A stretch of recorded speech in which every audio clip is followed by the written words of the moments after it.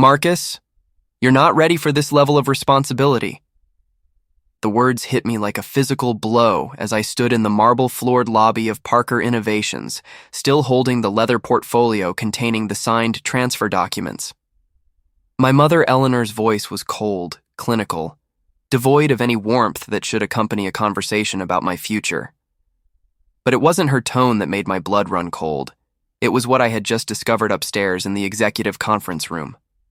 Through the glass walls, I had seen my older brother James in an animated discussion with two men in expensive suits, slides on the screen showing our company's most valuable patents and research divisions, sale prices, acquisition timelines. My inheritance was being auctioned off piece by piece, and my own family was conducting the auction. The scene burned itself into my memory with painful clarity. James, 32 years old and perpetually convinced of his own brilliance, gesturing confidently at financial projections while our parents nodded approvingly from across the table. The strangers, later I would learn they represented our biggest competitor, Nexus Corp, were taking notes, their eyes gleaming with the predatory hunger of corporate raiders who had just discovered a wounded company. And there I was, the new owner on paper, watching my birthright being dissected like a lab specimen. My hands were shaking as I gripped the portfolio tighter, the weight of my grandfather's trust suddenly feeling like an anchor pulling me into dark waters. The irony was crushing. That morning, when Grandpa Richard had placed these documents in my hands with tears in his eyes, I thought I was receiving the greatest gift of my life. "You understand what this company truly means, Marcus," he had whispered, his voice frail but determined. "You understand that it's not about the money, it's about the people, the innovation, the future we're building." Now, standing in that lobby while my family plotted my downfall 3 floors above, I realized that my grandfather's gift had painted a target on my back. In that moment, I made a decision that would change everything. They thought they were dealing with a naive 28-year-old who would crumble under family pressure. They had no idea they were about to face the full force of Richard Parker's hidden safeguards, protections built into the very DNA of this company that would turn their betrayal into their destruction. I had always known my relationship with my parents was complicated, but I never imagined they would choose James's charm over my years of dedication. Since my father died when I was 16, I had lived with my Uncle Robert and Aunt Eleanor, technically my guardians, but practically strangers who saw me as an obligation rather than family. They had raised me alongside James, but while he was encouraged to explore, to take risks, to find himself on expensive trips across Europe, I was expected to be grateful for basic necessities.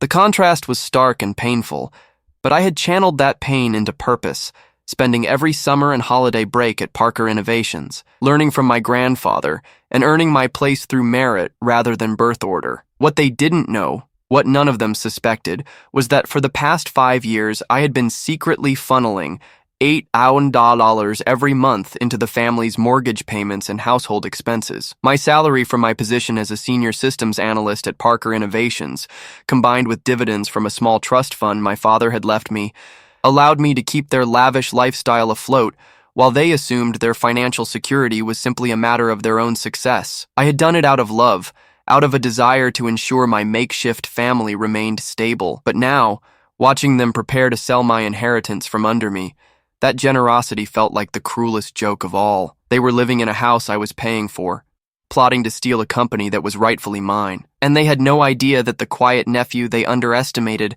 held all the cards. The elevator ride to the 3rd floor felt like an ascent to my own execution. Each floor that passed seemed to echo with the sound of my heartbeat, which was hammering so loudly I was certain everyone in the building could hear it. When the doors opened with their familiar soft chime, I stepped into the executive corridor where I had walked countless times as an intern, then an employee, and now, supposedly, as the owner. The irony wasn't lost on me that this felt like the first time I was truly trespassing. The conference room door was slightly ajar, and through the gap, I could hear James's voice in full presentation mode. "The Research and Development Division alone is worth $40 million in intellectual property," he was saying, his tone confident and businesslike. "Nexus Corp's acquisition of just this segment would eliminate their need for 3 years of internal development while giving them immediate market advantage." I pressed myself against the wall, straining to hear every damning word. One of the Nexus representatives, a sharp-faced woman in a charcoal suit, was asking about timeline, How quickly can you guarantee transfer of assets once the deal is signed? My mother's voice cut through the conversation like a blade. Marcus won't be a problem. He's young, idealistic, and has always deferred to family wisdom. Once we explain the benefits of strategic partnerships and market positioning, he'll understand this is in everyone's best interest. The casual dismissal in her tone was breathtaking. They weren't just stealing from me. They were convinced I would thank them for it. My father added, "The boy has never shown real business acumen. He's too much like his father. All heart and no strategic thinking. James has the vision to maximize the company's value." That was the moment I realized this wasn't a recent decision born from panic about my inexperience. This was a calculated plan, weeks or possibly months in the making. They had been preparing for this transfer of power long before my grandfather had even announced his intention to retire. James had been positioning himself as the inevitable successor while I was busy proving myself through work ethic and innovation. They had played a completely different game, one where bloodline mattered less than manipulation, and where loyalty was a weakness to be exploited. I pulled out my phone and opened the voice recording app. My grandfather had taught me that in business, documentation was everything. "The truth has a way of surfacing," he used to say, "but only if someone is there to catch it when it does." For the next 20 minutes, I stood in that hallway capturing every word of their betrayal. James discussed selling our AI development team to a consulting firm he partially owned. My parents talked about using the proceeds to invest in more stable, traditional businesses that James could manage without the technological complexities that apparently confused them. The Nexus representatives outlined a timeline that would see our most valuable assets stripped and integrated into their systems within 6 months. The final nail in the coffin came when the sharp-faced woman asked about potential legal challenges. "The new owner is just a kid," my father assured her. "If he objects, we'll simply remind him that family unity is more important than individual ego. And if that fails, we'll make it clear that challenging us means challenging his place in this family entirely." James laughed, the sound making my stomach turn. Marcus has never stood up for himself in his entire life. He'll fold the moment we apply any real pressure. He's always been the family peacekeeper. I turned off the recording and slipped back toward the elevator, my mind racing with the magnitude of what I had just witnessed. They weren't just planning to take my company. They were counting on my own nature, my desire to keep the peace, to make me complicit in my own destruction. As the elevator descended, I felt something shift inside me, a transformation I hadn't expected. The hurt was still there, sharp and fresh, but it was being joined by something colder and more focused, determination. They had underestimated me once again, assuming that the quiet nephew who avoided confrontation would remain passive in the face of this ultimate betrayal. But they had forgotten something crucial about my character, something my grandfather had always recognized and nurtured. When something I truly loved was threatened, I didn't retreat. I fought. And this time I wasn't fighting just for myself.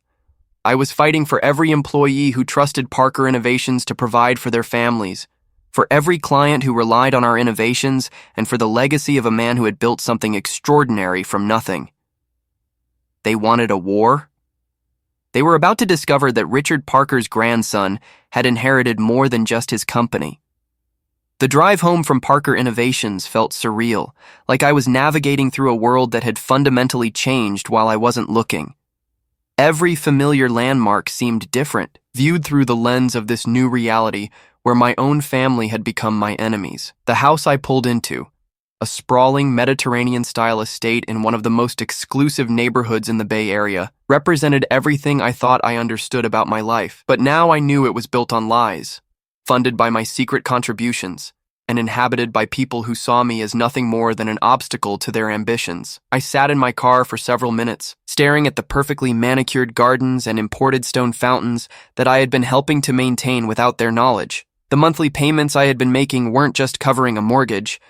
They were funding a lifestyle that allowed my parents to focus entirely on plotting against me. Every family dinner where they had subtly questioned my readiness for leadership, every conversation where they had praised James's natural business instincts, had been strategic preparations for this moment. I felt like an actor who had been performing in a play where everyone else knew the script except me. When I finally entered the house, the atmosphere was festive. My parents were in the kitchen, sharing a bottle of champagne that probably cost more than most people's monthly salary. James was sprawled across the leather sofa in the adjacent living room, already on his phone with someone, his voice animated with excitement. "It's all falling into place perfectly," he was saying to whoever was on the other end. By next month, we'll have leveraged this transition into the most profitable quarter in the company's history. He noticed me standing in the doorway and quickly ended his call, but not before I caught the words, asset liquidation timeline. My mother looked up from her champagne glass with a smile that I now recognized as completely artificial. Marcus, sweetheart, we were just celebrating your new position. This is such an exciting day for our family. The irony of her words was staggering. They were celebrating, all right. Celebrating what they believed would be my downfall and their financial windfall. My father raised his glass in a mock toast to new leadership and making the right decisions for everyone involved. The emphasis he placed on right decisions wasn't subtle. They were already setting the stage for the conversation they planned to have with me. James stood up from the couch, his expression shifting into what I had come to recognize as his serious business face. Marcus, we need to discuss some strategic opportunities that have presented themselves, he began, his tone condescending in the way that had always made my teeth clench. Running a company this size isn't like the analytical work you've been doing. It requires a different skill set, a broader vision. He gestured toward the dining room, clearly intending to conduct this conversation at the formal table where our family had always handled important matters. But I wasn't ready for that conversation yet. I needed time to process what I had learned and plan my response. Actually, I'm pretty exhausted, I said, my voice carefully neutral. It's been an overwhelming day. Can we discuss business matters tomorrow? The disappointment that flashed across James's face was barely concealed. They had clearly been planning to strike while I was still emotionally vulnerable from the day's events. My father's expression darkened slightly. Some opportunities can't wait, son. Time-sensitive matters require immediate attention. The pressure was subtle but unmistakable. They wanted to corner me tonight while I was still reeling from the magnitude of my inheritance, before I had time to think clearly or seek advice. But my grandfather had taught me that the most important business decisions were never made under pressure. I understand the urgency, I replied, meeting my father's gaze steadily. But I've learned that good leaders don't make major decisions when they're emotionally compromised. I want to give any proposals the serious consideration they deserve. I excused myself and went up to my room, closing the door behind me with hands that were surprisingly steady. The recording from the conference room was already uploaded to a secure cloud server, backed up in 3 different locations. But evidence alone wouldn't be enough. I needed to understand the full scope of their plan and prepare a response that would be decisive and final. I couldn't afford to underestimate them again. As I sat at my desk, looking out at the city lights below, I realized that this moment represented more than just a family betrayal. It was a test of everything my grandfather had taught me about leadership, integrity, and standing up for what was right, even when the cost was personal. He had given me more than a company. He had given me an opportunity to prove that his faith in me was justified. The hurt of my family's betrayal was still there, a constant ache in my chest, but it was being transformed into something more powerful, a determination to protect what he had built and honor the trust he had placed in me. Tomorrow would bring the confrontation they were planning, but it wouldn't unfold the way they expected.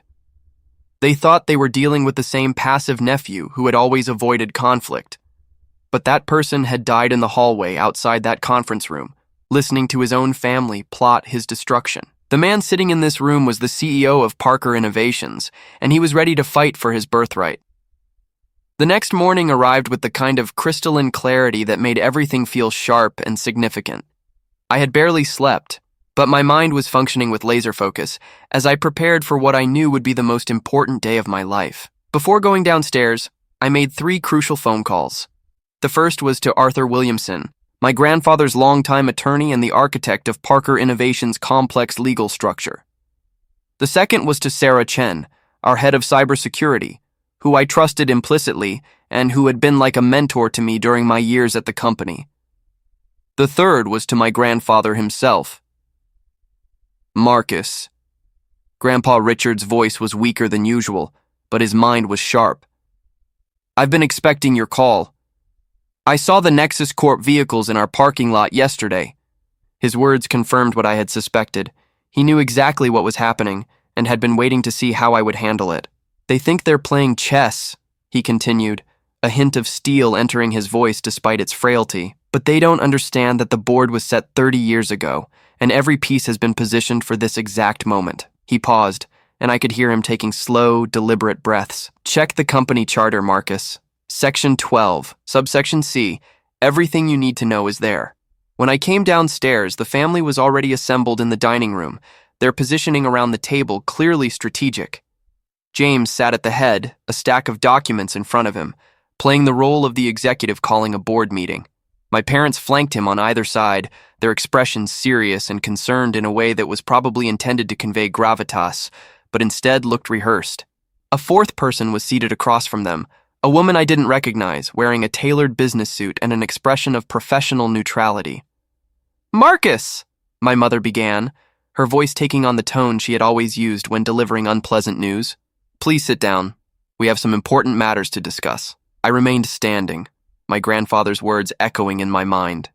James gestured to the documents in front of him. "We've had our legal team review the transfer of ownership, and there are some complications that need to be addressed immediately." The woman across the table opened her briefcase and withdrew a thick folder. "I'm Janet Morrison from Hastings, Burke & Associates," she said, her voice professionally modulated. "I've been retained to help resolve some potential legal challenges to the ownership transfer." The setup was becoming clear. They had brought in outside legal representation to legitimize whatever scheme they were about to propose, giving their betrayal a veneer of professional respectability.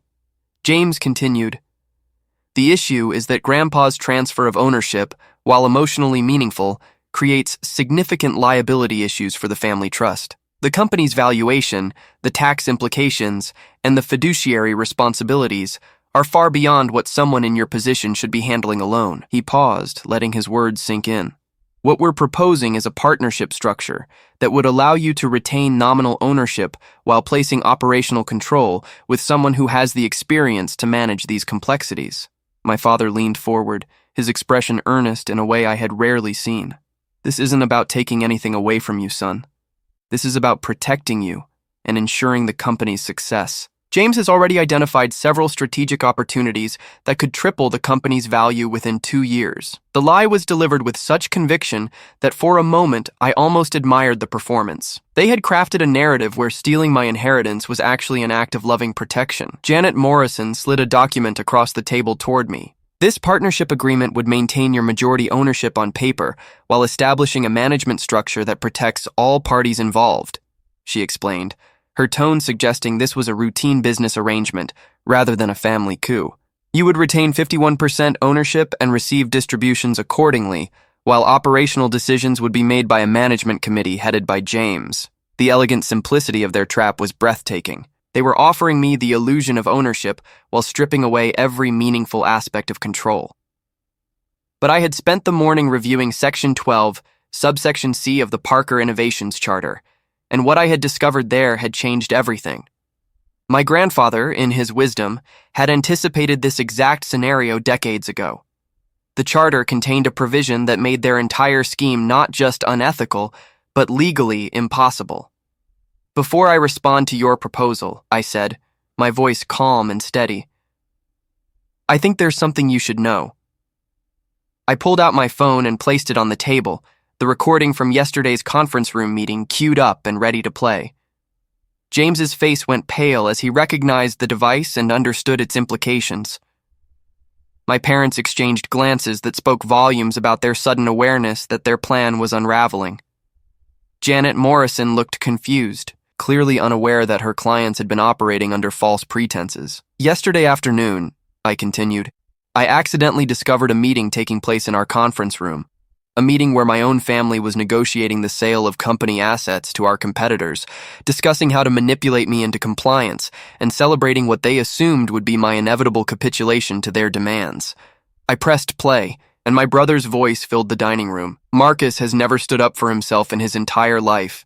He'll fold the moment we apply any real pressure." The effect was immediate and devastating. Janet Morrison's professional composure cracked as she realized she was representing clients who had committed corporate espionage. My parents looked like they had been physically struck, their carefully constructed justifications crumbling in real time. James, to his credit, tried to maintain his composure, but the muscle in his jaw was twitching in a way that betrayed his panic. The silence that followed the recording was profound, broken only by the sound of Janet Morrison quietly packing her briefcase. She stood up, her movements precise and deliberate. "I'm afraid there's been a misunderstanding about the nature of this engagement," she said, her voice coldly professional. "My firm does not represent clients in matters involving potential fraud or corporate malfeasance. I'll be withdrawing from this case immediately." She left without another word, her heels clicking against the marble floor like a countdown to judgment. James finally found his voice, but it came out strained and defensive. "That recording was taken without consent. It's inadmissible and represents a violation of privacy." I smiled, and for the first time in years, it was a smile that held no warmth for my family. "Actually, James, California is a one-party consent state for recordings, and more importantly, Section 12, subsection C of our corporate charter, which you clearly never bothered to read, states that any attempt to transfer, sell, or liquidate company assets without explicit written consent from both the majority shareholder and the company founder constitutes breach of fiduciary duty and triggers immediate revocation of all family trust benefits. The implications hit them like a physical blow. Not only was their scheme legally impossible, but their attempt to execute it had automatically triggered penalties that would strip them of access to the family trust that funded their lifestyle. The house, the cars, the country club memberships, the lavish vacations, all of it depended on that trust, and their betrayal had just severed their connection to it. My grandfather hadn't just protected his company. He had created a perfect punishment for anyone who tried to destroy it from within. The aftermath of that revelation was like watching a controlled demolition. Everything my family had built their identity around, their financial security, their social status, their sense of power and control, collapsed in real time. James sat frozen in his chair, his face cycling through expressions of disbelief, rage, and dawning comprehension of what he had lost.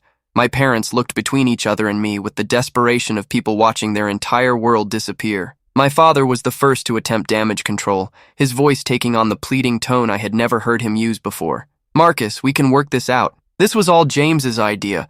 Your mother and I were just trying to do what we thought was best for the family." The speed with which he threw his eldest son under the bus was both shocking and revealing. But my mother, to her credit, didn't take the escape route he was offering. "Robert, stop," she said quietly, her voice carrying a defeat I had never heard before. "This is what we chose. We made our decision, and now we have to live with the consequences." James finally erupted, his composure completely shattered. "You think you've won something here?" he shouted, standing up so violently that his chair toppled backward. "You're still just a pathetic kid playing at being CEO. You have no idea how to run a company this size. Without me, without us, you'll destroy everything Grandpa built within 6 months." His words were meant to wound, but they revealed something else, genuine fear. For the first time in his life, James was facing real consequences for his actions, and he was discovering that his charm and manipulation had no power in this situation. I stood up as well, but my movements were calm and deliberate. "You're right about one thing, James. I am young, and I do have a lot to learn about running a company. But I know something you never bothered to discover. I know what this company actually means." I gestured toward the windows overlooking the valley below. "It's not just an asset to be liquidated or a trust fund to maintain your lifestyle. It's the livelihood of 843 employees. It's the retirement security of people who have given their careers to building something meaningful. It's the dreams of engineers who stay up nights working on projects that could change the world." My voice gained strength as I continued. "And most importantly, it's the legacy of a man who built it from nothing because he believed that technology should serve humanity, not the other way around. You were willing to sell that legacy to our competitors for a quick profit.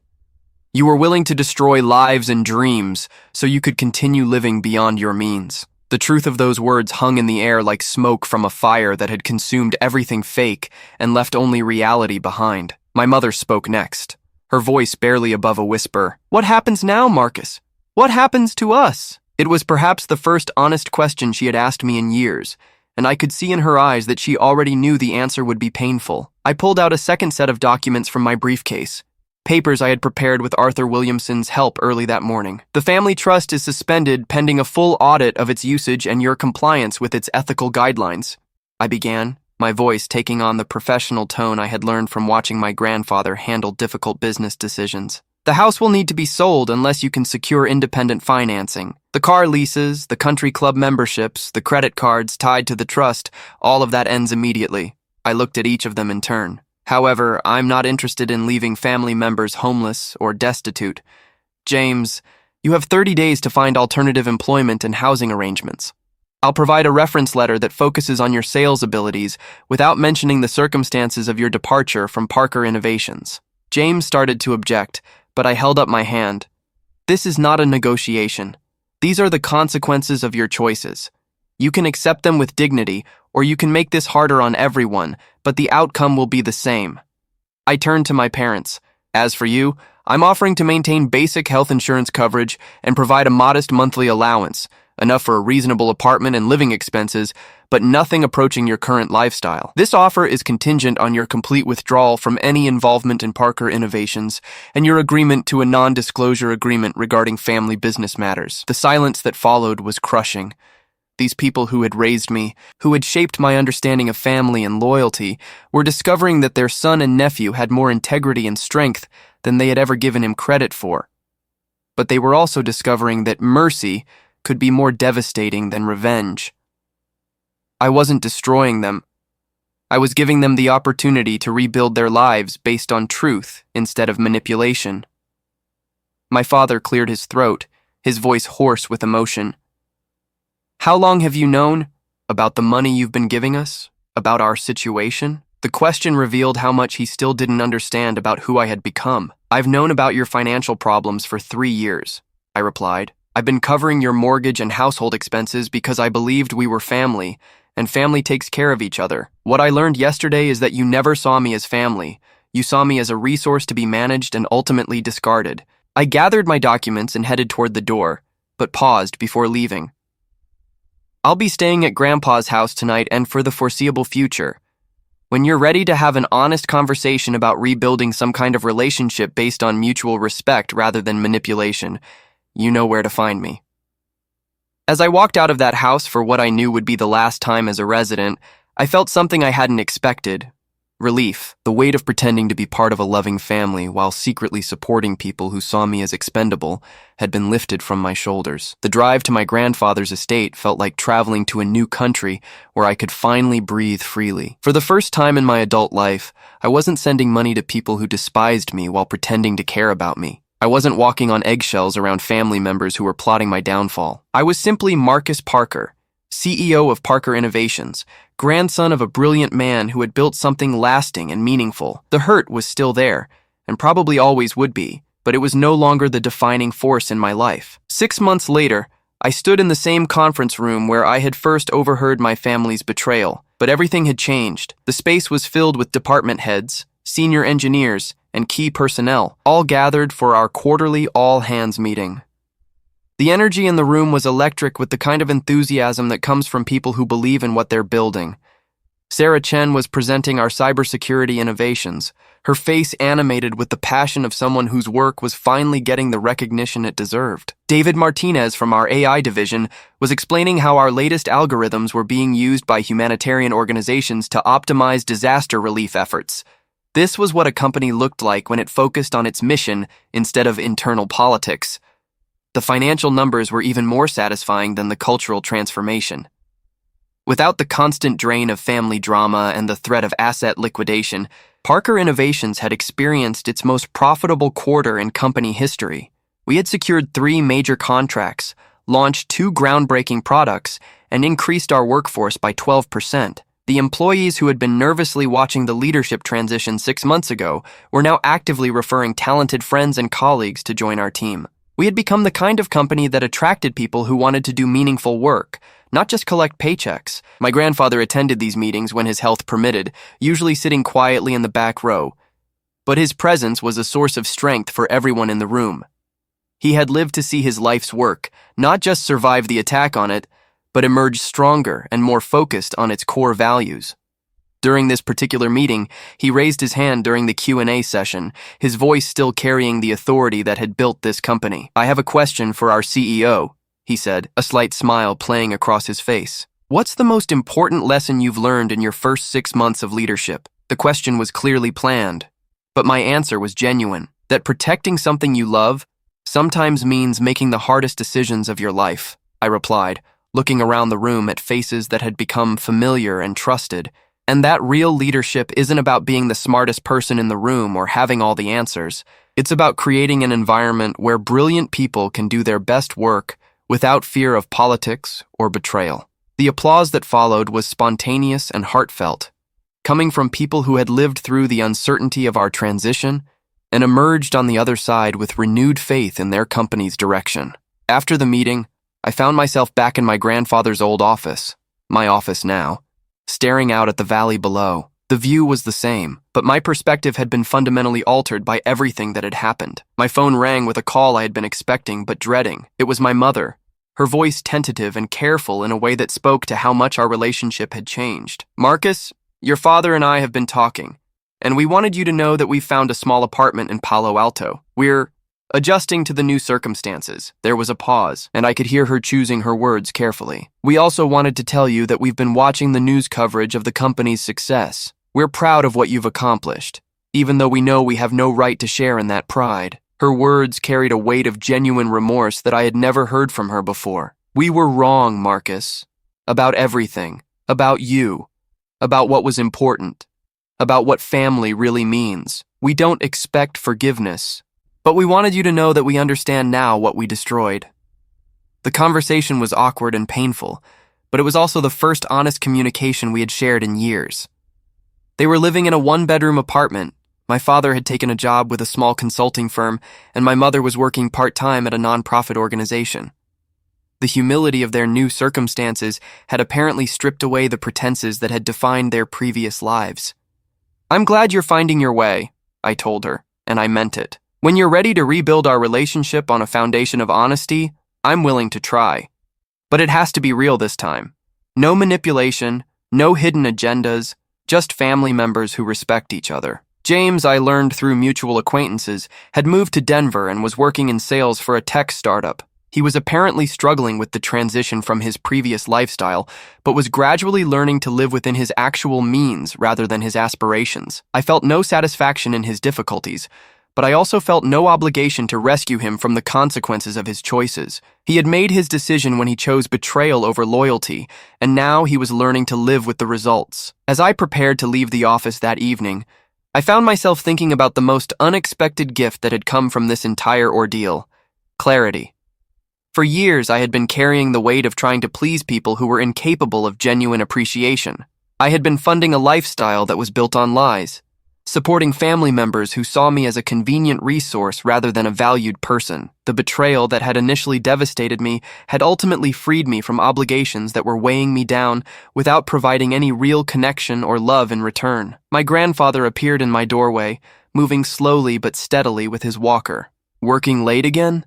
he asked, though his tone suggested approval rather than concern. "Just thinking," I replied, gesturing for him to join me by the window. "About how sometimes the worst thing that happens to you turns out to be the best thing that could have happened." He nodded slowly, his eyes reflecting the wisdom of someone who had lived through his own share of betrayals and disappointments. "Your father, your real father, used to say that character isn't built in comfortable moments," he said quietly.